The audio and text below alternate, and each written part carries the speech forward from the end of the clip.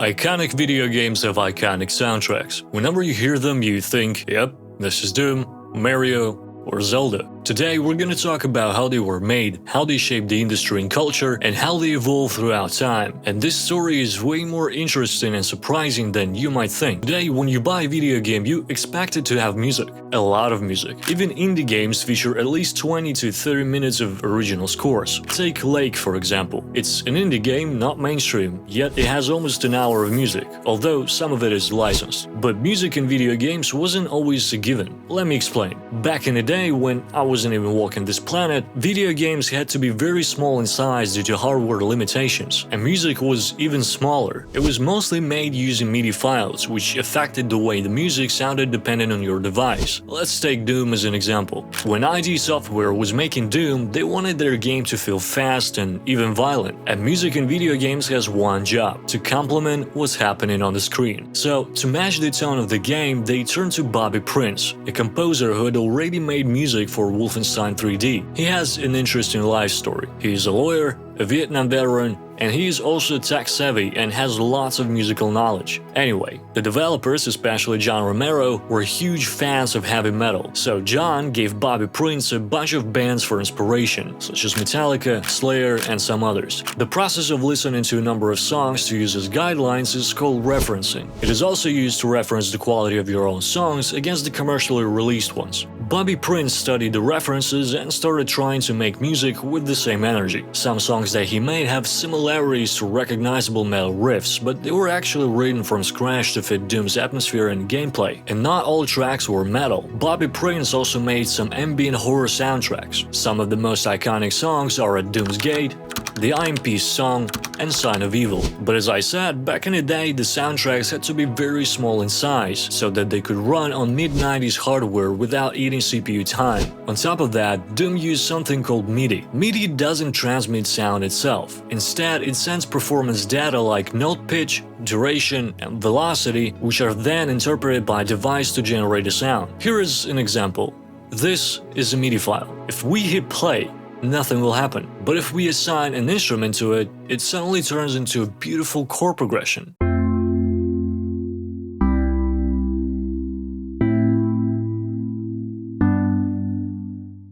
Because of that, since different PCs use different sound cards, each sound card interpreted music slightly differently. The soundtrack could sound noticeably different depending on whether you were using an Adlib, Sound Blaster, Gravis Ultrasound, or a high-end Roland module. Today, the Doom soundtracks are no longer simple MIDI files. They are fully flashed pieces of music which were made possible with the advancement of technology. And I gotta tell you, they evolved beautifully. Mick Gordon's work in one of the video game installments is considered to be one of the best soundtracks the series ever had. But even if you've never played Doom and only know its soundtracks for memes,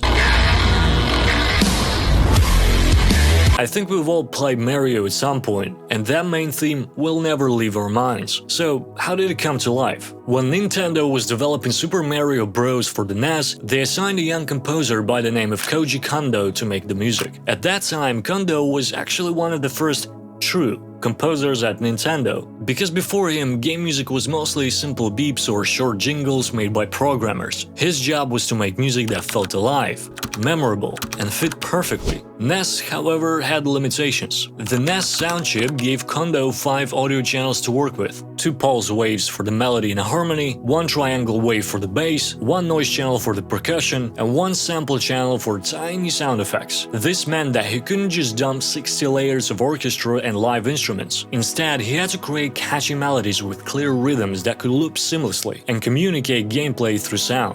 These limitations, however, made the soundtracks memorable and iconic. It's actually a fun experiment. If you make music or anything creative, try limiting your tools to see what you can come up with. You will be surprised by the results, because sometimes less is more. Anyway, Koji Kondo wrote and rewrote and rewrote and rewrote the overworld theme multiple times, because his goal was to make music that would match Mario's running and jumping tempo, wouldn't get annoying during long playing periods, and would give the game a playful, energetic feel. Remember when I said that the story is way more surprising than you might think? Well, Kondo actually took inspiration from Latin jazz and calypso, which is why the theme has that upbeat and bouncy groove. Kondo also used a revolutionary approach at that time. He would test the music while playing the game, and if it didn't feel right, he would just scrap it. It sounds pretty ordinary today, but back in the day, it was indeed unheard of. But that wasn't the only revolutionary thing that he did. The adaptive soundtracks that you hear in every game, he's doing. The soundtrack in Super Mario Bros. Changes depending on what the player is doing. This was early adaptive music, and oh boy did it change how composers approached game audio in general. Today, the Mario theme is one of the most recognizable melodies on the planet. Even my parents know it, and they're as far from gaming as you can get. It's performed by orchestras across the world, taught in music schools, and covered by thousands of musicians. But if you think that that's the only game he composed for,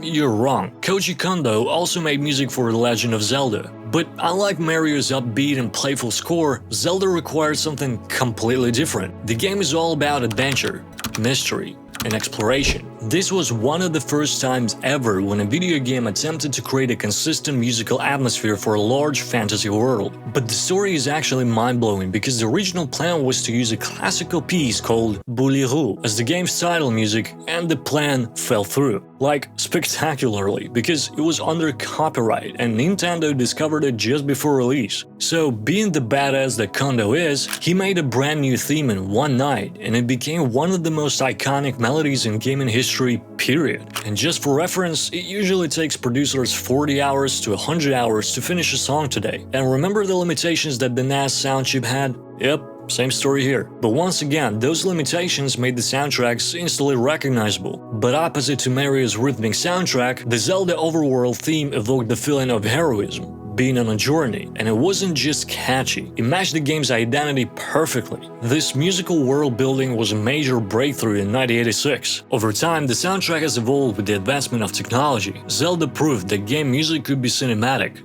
emotional, and essential to world building. It wasn't an afterthought, it was one of the central pieces to the story, something that makes you feel emotions and feel for the characters. And for that, we can thank Koji Kondo, among many others. My name is Hvll. Stay awesome and keep making this world a better place.